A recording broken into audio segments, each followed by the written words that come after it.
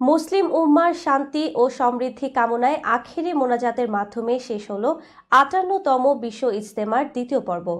আজ বুধবার দুপুর ১২টা ৯ মিনিটে শুরু হওয়া মোনাজাত চলে প্রায় ১৮ মিনিট।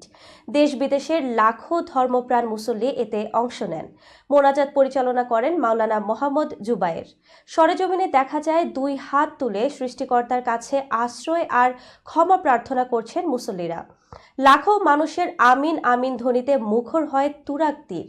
চোখের জলে মুসল্লিরা তাদের মনের সব আকুতি জানিয়েছেন স্রষ্টার কাছে।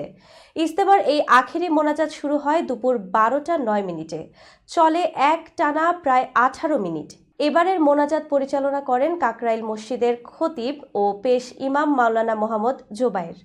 মোনাজাতের আগে ময়দান ছাড়িয়ে আশপাশের সড়কগুলো কানায় কানায় পূর্ণ হয়ে যায়। বিশ্ব মানবতার কল্যাণ, শান্তি, মাগফিরাত কামনায় দোয়া করেন দূর দূরান্ত থেকে আসা সব বয়সী মুসল্লিরা।